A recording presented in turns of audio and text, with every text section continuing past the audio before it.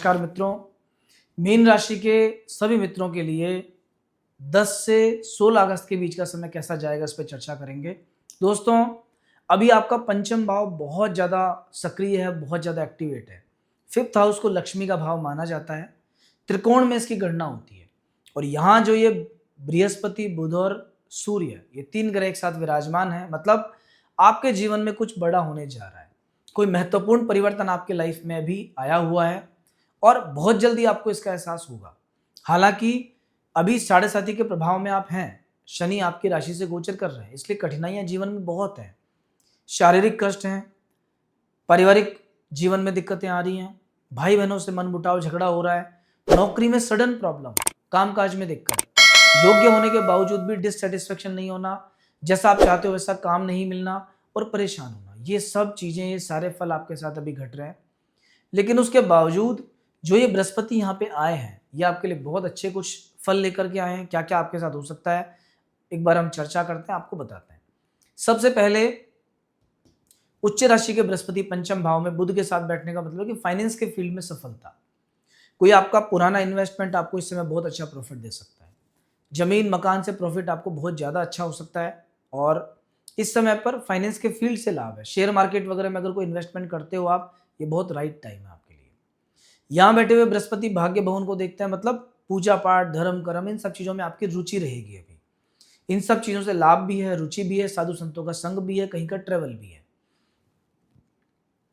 देवगुरु बृहस्पति की दृष्टि में अमृत है। भाग्य के स्थान पे दृष्टि का मतलब है कहीं ना कहीं भाग्य बढ़ना, कर्म तो है ही है, भाग्य का सपोर्ट मिलना। 11th हाउस पे दृष्टि, इनकम में बढ़ोतरी, पैसे बढ़ेंगे, इनकम बढ़ेगी, नए नए सोर्स आपके सामने आ सकता है, नए लोग आपकी मदद को तैयार हो सकते हैं, कुछ नए लोगों के साथ में आपका एसोसिएशन हो सकता है, ग्रुप बन सकता है, नई पार्टनरशिप बन सकती है। यहाँ बैठे हुए बृहस्पति लग्न को भी देखते हैं, मतलब शनि के नेगेटिव फलों को कंट्रोल करते हैं। अभी शनि वक्री हो चुके हैं 27 तारीख से। स्वास्थ्य में, हेल्थ में सडन बहुत दिक्कतें देनी चाहिए, लेकिन उच्च के बृहस्पति की दृष्टि के कारण उतना नेगेटिव फल आपको देखने को नहीं मिलेगा। तो कुल मिलाकर के बृहस्पति देवता अमृत बरसाए हुए हैं। सूर्य का साथ उनके पास है, बृहस्पति का साथ, बुध का साथ उनके पास है। ओवरऑल ये जो समय चल रहा है, ये आपका पहले से बेटर है, कुछ नया करने के हिसाब से अच्छा है। अभी केतु और राहु, दो ग्रहों का जो संयोग है ना, ये थोड़ा सा गड़बड़ है। 12वें घर के राहु व्यक्ति को खर्चा बहुत देते हैं। पैसा कमाओगे, लेके आओगे, उससे पहले खर्चे तैयार हो जाएंगे आपके सामने, नए नए खर्चे। अभी तो किया ही था, फिर कुछ और आ गया आपके पास।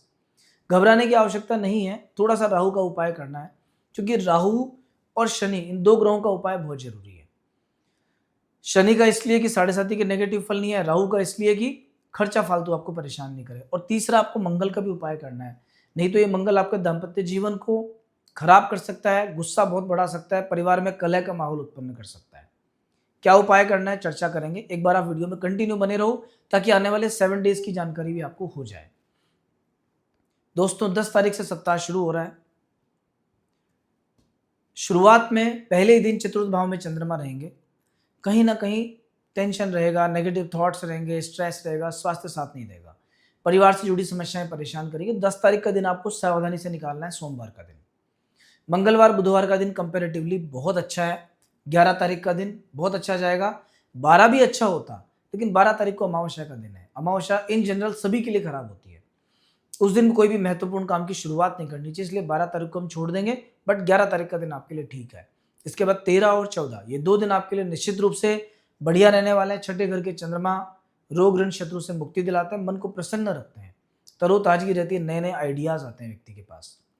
तो ये 2 दिन जो मैंने बताया आपको, 13 और 14, ये भी बहुत अच्छे हैं।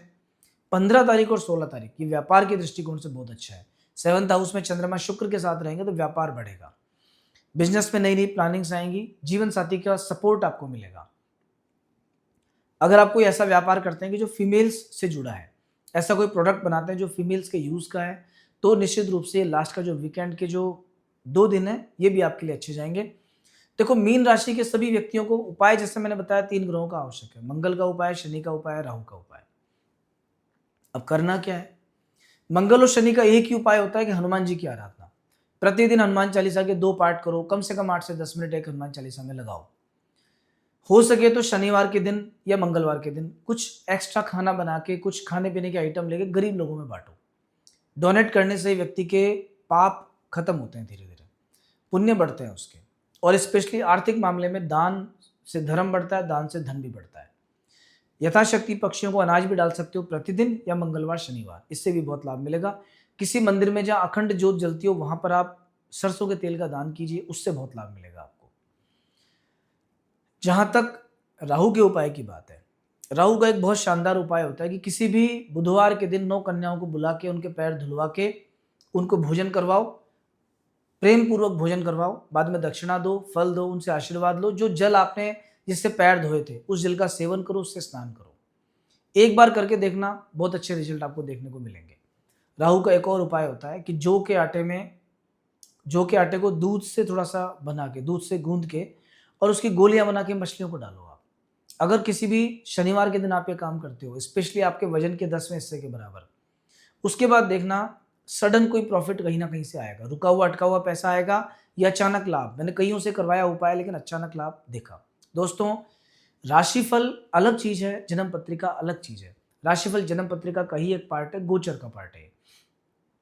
अगर आपको अपनी कुंडली का डीप एनालिसिस चाहिए या एग्जैक्ट प्रेडिक्शंस चाहिए तो राशिफल से काम नहीं चलेगा। फिर आपको अपनी कुंडली दिखवानी चाहिए क्योंकि पर्टिकुलर आपके लिए बनी है।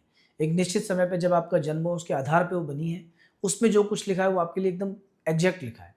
उसमें दशा अंतरदशा, लग्न कुंडली, नवमांश कुंडली, इसके अलावा अष्टक वर्ग, ये सब मिलकर के आपको प्रॉपर गाइड करते हैं कि जन्म से मृत्यु पर्यंत का सफर कैसा है, शादी, व्यापार, नौकरी, ये सब कैसा रहेगा, कब दिक्कतें आएंगी, कब अच्छा बुरा समय आएगा, वो सब कुछ। इसके लिए आप दिए गए नंबरों पर संपर्क कर सकते हो, अपना कंसल्टेशन बुक कर सकते हो। हमारे यहाँ कुंडली को बहुत डीप एनालिसिस के साथ बताया जाता है, मतलब उसमें आपको पूरा सेटिस्फेक्शन होगा। आपको लगेगा कि हाँ, मुझे मेरे सामने मेरी लाइफ पूरी अभी सामने है कि मुझे क्या करना है, कैसे करना है, सब पता है मुझे। तो अगर ये कंसल्टेशन आप चाहते हैं तो दिए गए नंबर पर संपर्क करके बुक कर सकते हैं। और अगर आप पहली बार हमारे यहाँ आए हो तो आपसे रिक्वेस्ट है, चैनल को सब्सक्राइब कीजिए, लाइक कीजिए, जिससे आप और हम आगे भी जुड़े रहें। दोबारा फिर ऐसा राशिफल आपको सुनने को मिले। जय श्री राम।